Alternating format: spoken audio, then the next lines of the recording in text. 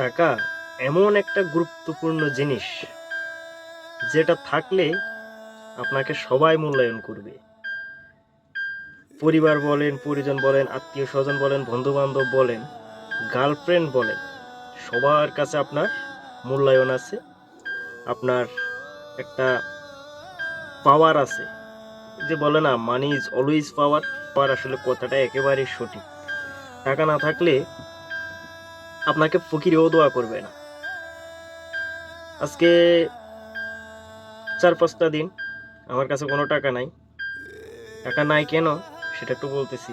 মানে প্রতি মাস শেষে যখন স্যালারি পাই তখন স্যালারিগুলো মনে করেন বাড়িতে পাঠাই দিয়ে নিজের খরচের জন্য এক পুরো মাসের খরচের যে টাকাটা রাখি আর কি, সেই টাকাটা মাসের 20 তারিখ না যাইতে না যাইতে মনে করেন শেষ হয়ে যায়।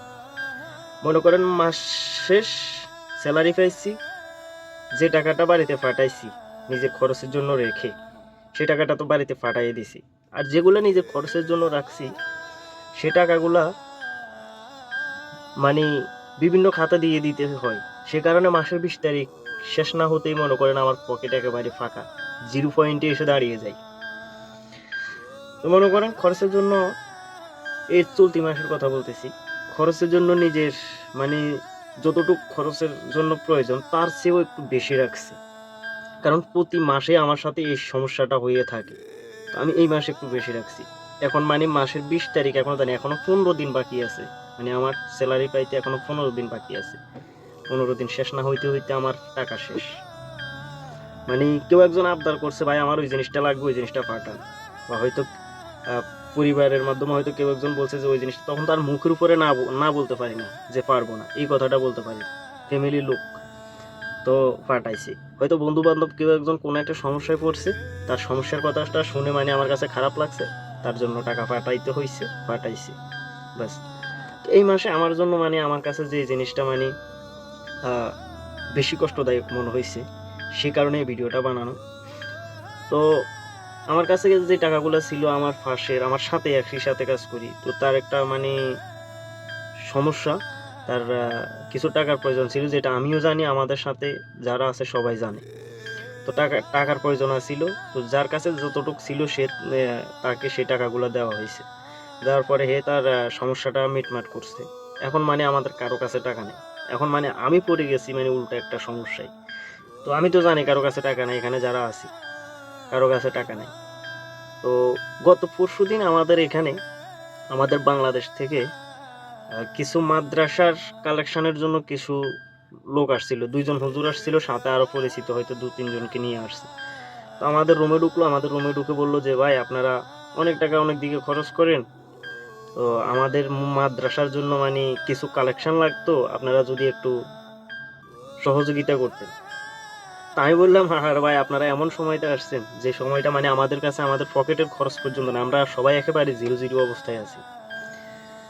তো পরে ওনাকে বললাম আপনাদের নাম্বার দিয়ে যান, আপনাদের নাম্বার দিয়ে আমাদের আমাদের যখন স্যালারি পাবো তখন আপনাদের কাছে ফোন দিয়ে যে যতটুকু পারি আপনাদের কাছে পাঠাই দেবো। তো লোকটা নাম্বার দিয়ে গেছে। পরে লোকটাকে বললাম, দেখেন ভাই, আহ, আমাদের জন্য একটু দোয়া করেন।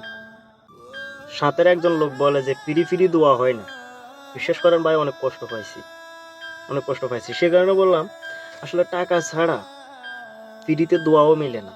দোয়া কিন্তু অনেক দামি একটা জিনিস, দোয়া অনেক দামি একটা জিনিস। দোয়া টাকা দিয়ে আসলে কিনতে পাওয়া যায় না, টাকা দিয়ে কখনো দোয়ার মূল্য হয় না। তো লোকটা বলে ফিরি ফিরি দোয়া করা যায় না। এ কারণে বললাম, দোয়া কারো কাছ থেকে দোয়া নিতে হলেও টাকা লাগে। আসলে এই জিনিসটা আমার মানে আরো অনেক আগে বোঝা উচিত ছিল, মানে প্রথম বুঝি নাই। একটা কথার কারণে মানে ব্রেনটি হিট করছে। আসলে আমরা যখন মসজিদে যখন মিলাদ মাহফিল পড়াইতে যাই, তখন হুজুরেরা যখন মিলাদ পড়াবে, মাহফিল পড়াবে, তখন হুজুরেরাও মনে করেন যে টাকা ছাড়া ফ্রি মিলাদ পড়ায় না, এক কিছু না কিছু দিতে হয়। তো আসলে ফ্রি ফ্রি দোয়া মেলে না। বর্তমান না, মানে আমার বুঝ বয়সের থেকে, মানে বুঝ হয়েছে বয়সের থেকে মানে আমি দেখে আসতেছি এই জিনিসটা। তো এই গত পরশুদিনই এই জিনিসটা মানে আমার ব্রেনটে হিট করছে, যে কারণে বললাম যে আসলে ফ্রিতেও দোয়া মেলে না। কারো কাছ থেকে দোয়া নিতে হলেও টাকা লাগে। তো প্রচুর টাকা কামান, প্রচুর টাকা কামান। ঘামাই গেছি ভাই, গাড়িতে বসে আছি, গাড়ির গ্লাস লাগানো, তো সবাই ভালো থাকবেন, ভিডিওটা শেয়ার করেন, আর আপনার মন্তব্য অবশ্যই কমেন্টে লিখে জানাবেন। আর পেজে নতুন হলে ফলো দিয়ে রাখবেন। আল্লাহ হাফেজ।